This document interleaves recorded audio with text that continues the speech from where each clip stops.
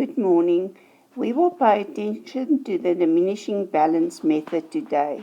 The diminishing balance method is also known as the reducing balance method, or that you will calculate depreciation on carrying amount. Carrying amount is what the asset is worth, that is, cost less accumulated depreciation. This method is based on the approach that the diminishing of a value of an asset is higher during its first year, and as the years go on, the value will decrease less per annum. Therefore, in the beginning, you will write off more depreciation, and because you subtract the accumulated depreciation at the end of the previous year from the cost price, the depreciation will reduce every year. This method is known as the diminishing balance method due to the fact that the depreciation will gradually diminish, get smaller and smaller every year. Depreciation is calculated at a fixed percentage of the carrying amount. Carrying amount is cost less accumulated depreciation. The fixed percentage must be chosen so that the cost of the asset will diminish the minimum of its value over the useful years. So in the cost price method, if you use an asset for 5 years, you will write off 20% per annum, and after 5 years you will write off the full amount. In the diminishing balance method, because you calculate depreciation on a reduced amount every year, your percentage will be much higher. So you will have to write off 40% every year, and then after 5 years you will still not have written off the total amount. Diminishing balance where the asset was purchased during the year, not on the first day of the year. Where an asset was purchased during the year, depreciation will be calculated for the total number of months that you used the asset in the current year. The following year, the total depreciation up to the end of the previous year will be deducted from the cost price to calculate the depreciation on this reduced amount. And in the following year, you will calculate it for 12 months. On 1 July 2010, Chris Traders purchased new equipment with an estimated useful life of 5 years for 40,000 Rand. Depreciation is calculated at 40% on the diminishing balance. So on the 1st of July, the cost price is 40,000. Because you haven't written off any depreciation, the carrying amount will also be 40,000. At the end of the year, you will work out 40% on this 40,000, and because you bought the equipment in the middle of the year, you will only work out depreciation for 6 months. That will give you depreciation for the current year of 16,000. So the total amount accumulated at the end of the first year is 16,000. If I want to calculate the carrying amount, I will take the cost price of 40,000, subtract the 60,000, and that will give me a cost price of 24,000. At the end of 2011, we will work out depreciation on the reducing balance. That means I will take the cost price of 40,000, subtract the accumulated depreciation up to the end of the previous year, 16,000, and on the 24,000, I will calculate 40% for the full year. So you don't calculate depreciation when you've used the asset for a year. The depreciation is calculated at the end of the financial year. So because we only used it 6 months in the first year, we will only write off depreciation for 6 months. In the second year, you use the asset for the full 12 months.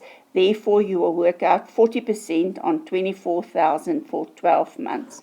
Your expense for the current year will this be 9,600.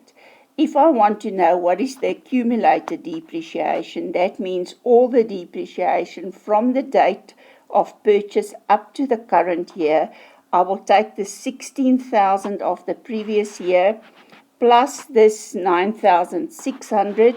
So at the end of the second year, the total accumulated depreciation will be 25,600. If I want to calculate the carrying amount, I will take the cost price of 40,000 minus the accumulated depreciation of 25,600, and that will give me the carrying amount of 14,400.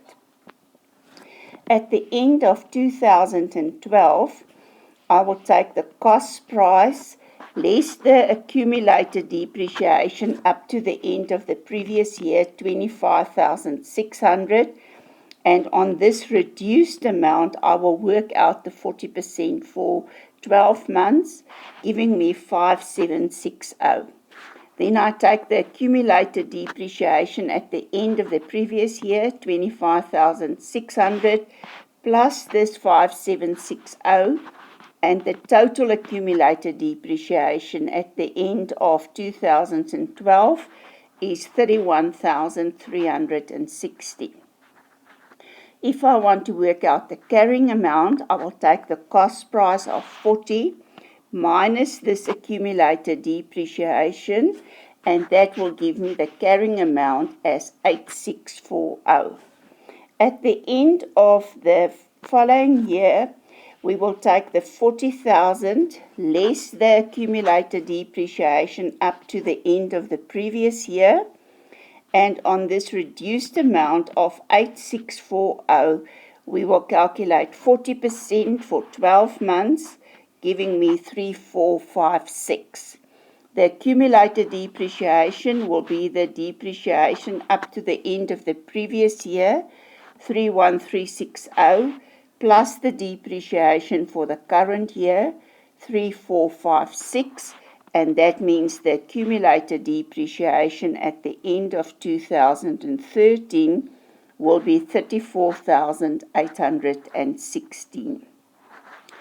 If I want to calculate the carrying amount, I take the cost price 40 minus this 34,816, and it means that this asset is worth 5,184. And every year we will take the cost price less the accumulated depreciation up to the end of the previous year to calculate the depreciation for the current year.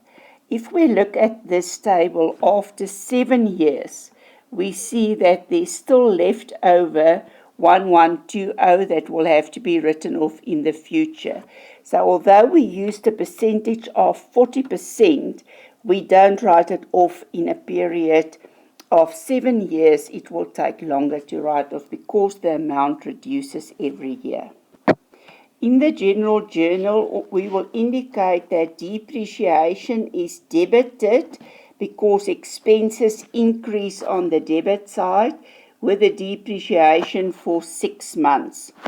We will credit accumulated depreciation, that is my negative asset, so it decreases the asset in the balance sheet with 16,000. And at the end of the financial year, all nominal accounts, that means all income and expenses, must be closed off to profit and loss. So because we created the expense on the debit side, we will credit the expense depreciation and transfer the amount to the profit and loss account. At the end of 2011, we will write off depreciation again, and we will debit depreciation with 9,600, the total expense. We will credit the accumulated depreciation account with 9,600. So if we want to determine what is the total accumulated depreciation at the end of 2011, I will add the accumulated depreciation of 16 to the new accumulated depreciation of 9,600, and that will give me 25,600. So in my balance sheet, I will show my asset less 25,600. The depreciation amount for the current year will be transferred to the profit and loss account. In the general ledger, we debited the equipment account when we bought the equipment, and every time that we write off depreciation, we will debit depreciation, credit accumulated depreciation. The depreciation is expense that will be transferred to the profit and loss account. In the second year, we write off depreciation again, credit accumulated depreciation, the nominal account expense for depreciation for the second year will go to the profit and loss account at the reduced amount of 9,600. The total amount that will be recorded in my balance sheet will be the total accumulated depreciation up to the end of 2011, and that is 25,600. So in my balance sheet, I will say the carrying amount of equipment is the cost price of 40 minus the accumulated depreciation of 25,600.